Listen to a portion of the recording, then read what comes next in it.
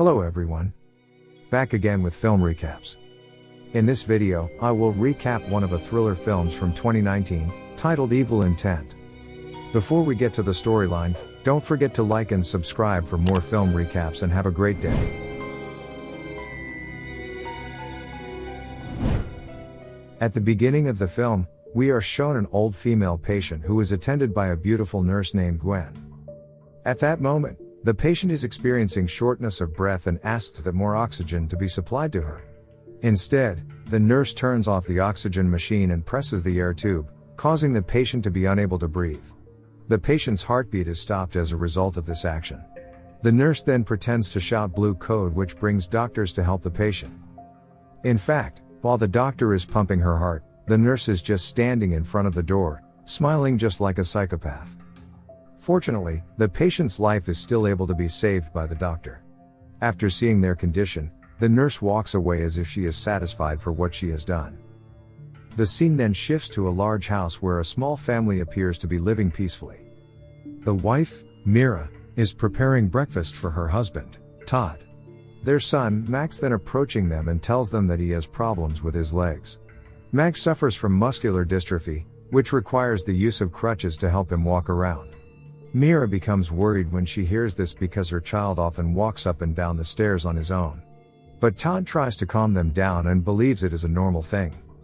Following that, it turns out that Gwen, the psychopath nurse, works in the house to take care of Max. While the four of them are having breakfast together, Max accidentally drops his crutch. Gwen then helps him take his crutch back, but she deliberately loosens the end of his crutch, so that Max will fall due to it later. Not long after that, Todd is ready to go to work while Mira neatens his suit. Gwen is a little jealous when she sees Todd and Mira's intimacy. After Todd has left for works, one of Mira's friends, Karen, come to visit her at her house. They can both see how happy Gwen and Max are when they are having fun playing ball. During their conversation, Mira expresses her feelings that Max and Todd prefer Gwen over herself. At that moment, Gwen purposely overhears their conversation. Karen then suggests that Mira check the references of other nurses who might be able to replace Gwen. But Mira refuses because she believes Gwen has taken good care of Max. They then hear Max's screams as he falls to the ground. Mira, who sees Max's condition, blames Gwen for her carelessness, but Max explains that it isn't Gwen's fault.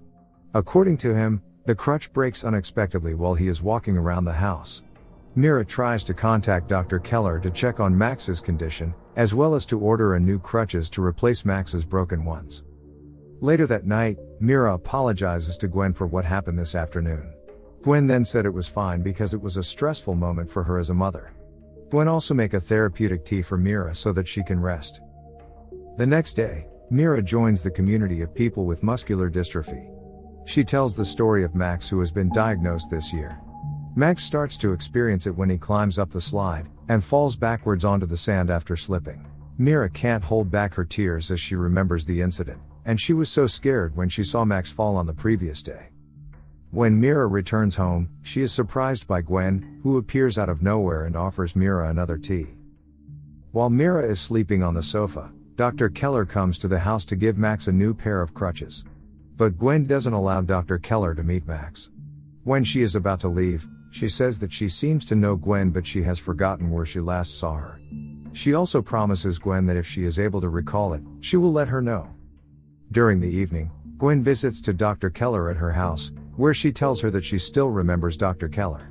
As soon as Gwen enters the house, Gwen immediately injects something into her, and says that they know each other from their time in the hospital. In fact, they were treating the patient who Gwen attempted to kill at the beginning of the film.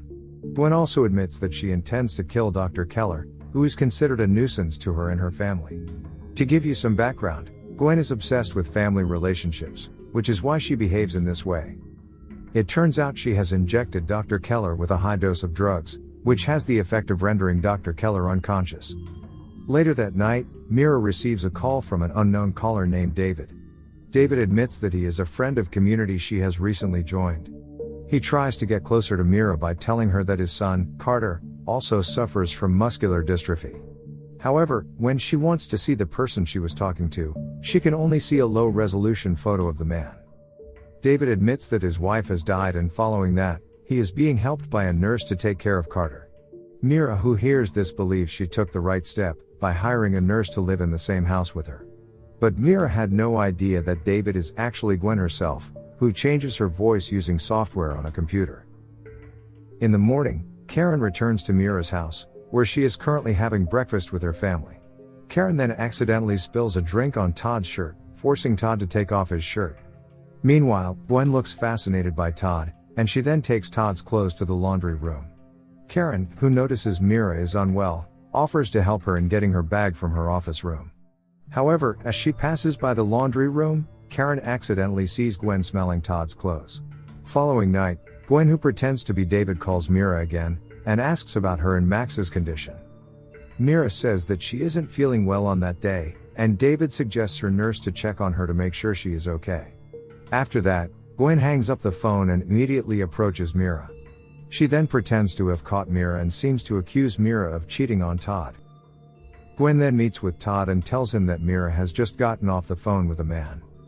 Gwen tries to persuade Todd to suspect that Mira is cheating on him. But Todd still defends his wife, claiming that Mira is overworked and may not be getting enough sleep.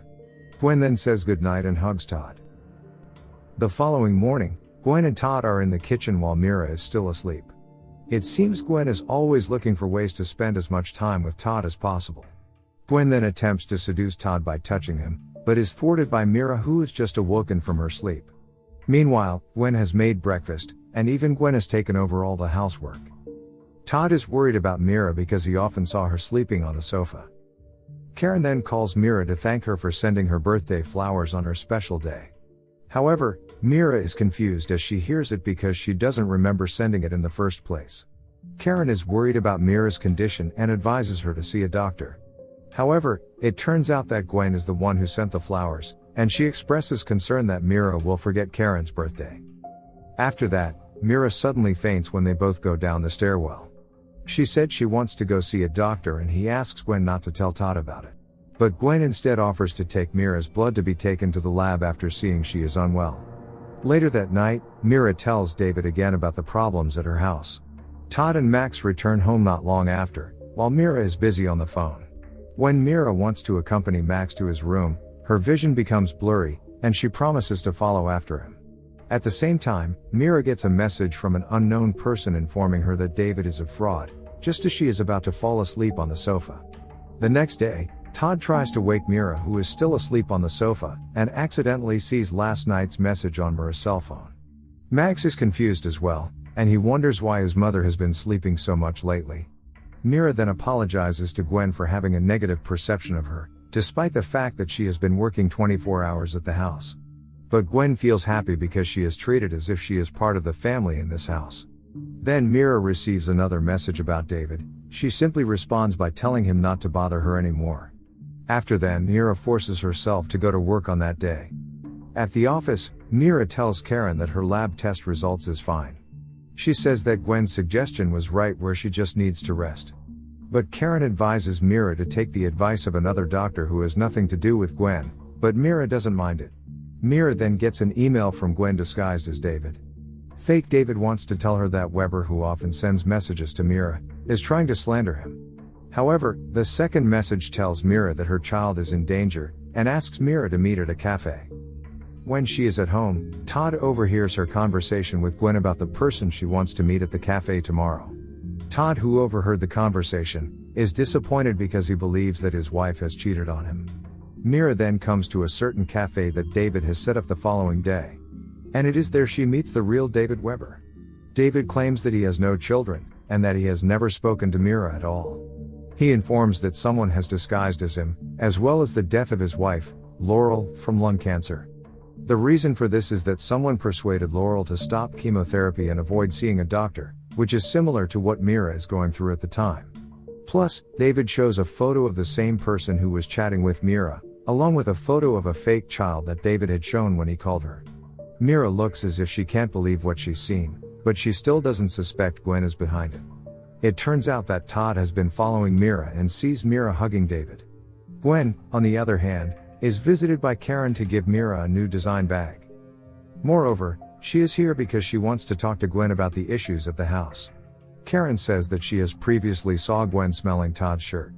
and she threatens that if Gwen is toying with this family, then she will toying with Gwen as well. However, as Karen is about to return home, she is hit in the back by Gwen. After that, Gwen takes Karen to a location where Karen is injected with something, before she leaves Karen with her car. Mira, who is cooking for dinner, receives a message from David that he will be home late in that night. Not long after that, Max and Gwen arrive from Max's physical therapy. At that point, Gwen secretly takes Mira's knife and goes out with the excuse that she wants to meet up with her old friend. It turns out that Gwen goes to see David and they apparently know each other. She knows the location of David's house also because of Mira. And it turns out that Gwen was David's wife's nurse before she died. Plus, she is the one who advises David's wife to stop taking doctor's therapy. She then stabs David with a knife, and pours blood next to David's dead body. After that, she leaves David and brings his bag with her. Later that night, Todd returns home drunk since he's stressed with his wife's behavior. The situation is used by Gwen to get closer to Todd. Gwen takes him to his room, and she starts to seduce him. But Todd seems to still be loyal to his wife, when he tells Gwen to leave his room. The next morning, Gwen greets Todd and tells him that he was the one who teased her the night before. Mira, who has just woken up, receives a message from David that says he couldn't sleep, because his little guy couldn't sleep either. Meanwhile, on the bottle, there are the words "little guy" written by Gwen. From this point, Mira starts to remember by the fact that David and Gwen always use the same nickname for a child, which is little guy. As a result, Mira becomes curious and throws away the water in the bottle Gwen has prepared. She then found that there is medicine powder inside the water bottle. After that, Mira goes into Gwen's room, where she found a book that discusses the use of toxin in medicine. Mira also found several medicines hidden under the bed. She immediately rushes out of Gwen's room, as she realizes Gwen has returned to home with Max. Gwen is surprised that Mira is awake so early, despite she should still be sleeping. Mira then tries to find out about the drug Gwen has given her. But Gwen suddenly comes with a drink for her and advises her to get plenty of rest. Following that, Gwen and Max will be returning to the clinic for physical therapy. Mira suggests to skip physical therapy on that day, but Max doesn't want to because there is football game in his therapy place. After they have left, Mira returns to Gwen's room, and records a video of what Gwen has done to her. She then gets ready to leave while calling Todd. Mira says that she already has evidence against Gwen that she has recorded, and she wants to report it to the police. Unexpectedly, Gwen has returned home, and it seems that Gwen already knows that her actions have been revealed. Mira wonders where Max is, and Gwen immediately takes her to meet Max. When they are on their way to Max's place, Gwen tells the reason that she did all this because she was never treated as a family by the patients she treated. And all she wants is to have a happy family like Mira, which she can only achieve by getting rid of Mira from there. Todd, on the other hand, returns home and looks for Mira right away, but all he found is her cell phone. Todd then checked the video that had been recorded by Mira as evidence. When they arrive at a house, Gwen admits that she has killed people who have disturbed her family, such as Dr. Keller, Karen and also David. When Mira knows this, she immediately looks for Max, only to find out that Gwen has lied to her. Gwen says that Max is still in therapy, and she brings Mira to the house only to finish her off. Plus, Gwen reveals that the knife used to kill David has Mira's fingerprints on it, since Mira was the last person to use the knife. As we've seen before, the blood that was spilled next to David's dead body was also Mira's blood, which had been asked to be taken to the test lab. Mira, who hears this, tries to run away from there, but she is blocked by Gwen. In the end, they are forced to fight each other, which Mira manages to survive by giving a teapot blow to Gwen. As a result, Gwen finally lost consciousness and Mira immediately run away from the house with her car. Honestly, the ending for this film is rushed, as the film only ends with Todd, Mira and Max reuniting as one.